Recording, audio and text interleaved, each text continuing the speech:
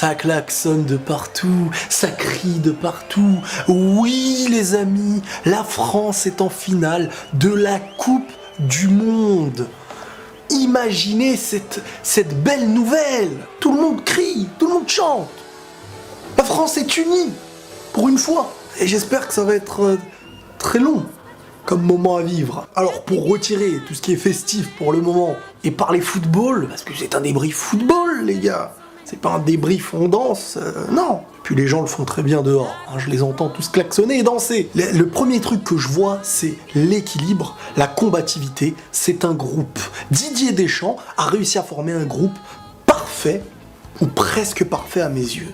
Donc il y a toujours des petites failles qui en ressortent, mais globalement là, on a eu beaucoup de tests. On a eu des tests où en face de nous, il y avait des doubles rideaux défensifs, ou des matchs où il fallait se bagarrer physiquement, des matchs où il fallait montrer notre supériorité offensive contre l'Argentine, ensuite contre l'Uruguay, je vous ai dit, il fallait être des bonhommes physiquement et se battre jusqu'au bout, et là c'était un match où il fallait être déjà très solide sur le jeu de tête, empêcher une équipe qui est très forte en contre de nous contrer, et c'est ce qui a été fait, et rendre invisible l'attaquant adverse, c'est-à-dire Lukaku, qui est très puissant, assez rapide, etc., qui a été invisible du match. Donc Varane, Umtiti, même si parfois au niveau du placement, quand il faudra dégager, quand il faudra se placer, etc., c'est pas toujours au meilleur, mais dans le jeu aérien, dans le marquage, etc., franchement, ils ont fait du sale. Lukaku a été invisible. Celui de la Belgique qui, à mes yeux, a été l'un des plus dangereux, ça reste quand même Eden Hazard qui m'impressionne de jour en jour et de soir en soir.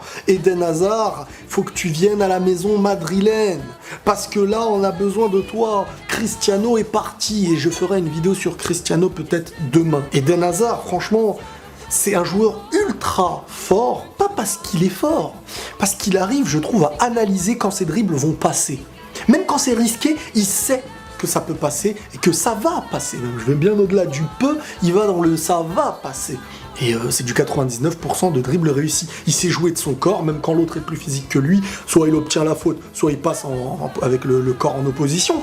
Il est vraiment l'un des joueurs de cette Coupe du Monde qui m'a le plus épaté par son assurance, par sa technique, par son bon sens et par son intelligence, tout simplement. L'équipe de France... Je vais commencer avec ce qui m'a un petit peu dérangé, mais ça reste quand même positif malgré tout. Par exemple, le Giroud dans cette Coupe du Monde qui n'a mis encore aucun but, mais qui collectivement et sa présence apporte un équilibre. Donc Giroud, pour l'instant, on compte pas réellement sur lui pour marquer des buts, mais pour apporter l'équilibre. Il n'était pas parti pour être titulaire dans cette Coupe du Monde, on l'avait vu au début, on partait sur, comme on avait fait le match amical qui avait très bien fonctionné, Varane, Dembélé et Mbappé, et en fin de compte, Dembélé qui n'assurait pas trop sur ce qu'on a voulu faire et tester et voir de son côté. En fin de compte, c'est qui ? Le retour de tonton Giroud. Donc Giroud, certes, beaucoup vont le critiquer, etc. C'est vrai que à des moments, si l'équipe perd là, je te dis qu'il aurait fallu qu'il fasse certaines choses. Mais là, l'équipe gagne, il s'est battu physiquement et il a pesé, voilà, il a pesé face à l'adversaire. C'est l'équipe qui apporte, avec les joueurs qu'on a, le plus d'équilibre. Donc c'est ça qui est le plus important à mes yeux, c'est avoir un équilibre. Et avec Giroud, ça a beaucoup plus d'équilibre qu'avec Dembélé. Voilà. Mbappé qui, sur chaque contre-attaque et sur chaque prise de balle, peut vraiment faire la différence. Chapeau Mbappé, la famille bondinoise, ça fait plaisir. Pogba, Griezmann, Kanté, Matuidi.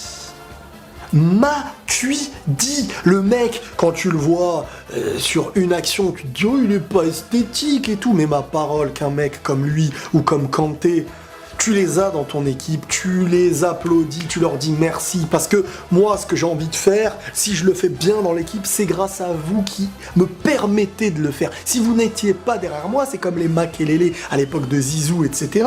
S'ils sont pas là, ces gens-là, il n'y a pas de pilier dans l'équipe.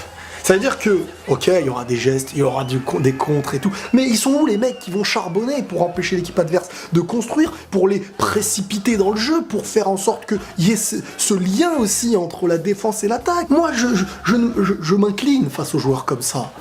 Et Pogba qui redevient aussi le Pogba qu'on aime. Celui qui, même s'il y a des moments, il devrait lâcher un petit peu plus vite au lieu de toujours un petit peu plus porter, mais c'est pas grave, c'est ce qui fait sa force aussi. Donc Pogba, Bravo. Hernandez-Pavard, même si Pavard, je trouve qu'il s'est fait assez éliminer quand même, mais bon, c'est Eden Hazard, qu'est-ce que tu veux dire? Il manquait peut-être d'un grand soutien comme Mbappé pouvait le faire. Là, on a laissé plus Mbappé devant qui permettait à créer des gros contre-attaques, un petit peu à l'image d'Eden Hazard contre le Brésil. Mais Pavard et Hernandez, c'est aussi la surprise de cette Coupe du Monde. Cette équipe de France, jusqu'à maintenant, ce qui me plaît, comme je vous ai dit, c'est son équilibre, mais c'est aussi le fait de ne pas... c'est pas une équipe qui gagne 5-0 ses matchs, mais le but qu'il faut mettre, ils le mettent par tous les moyens. Ils ont perdu aucun match dans cette Coupe du Monde. Ils ont fait un match nul et que des victoires. Très peu de moments, on les a sentis proches de quitter cette Coupe du Monde aussi. C'est l'équipe, à mes yeux, de cette Coupe du Monde qui nous prouve aujourd'hui qu'elle est la plus équilibrée.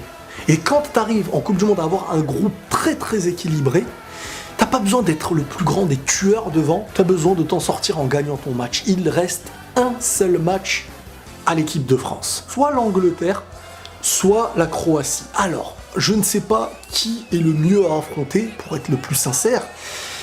La Croatie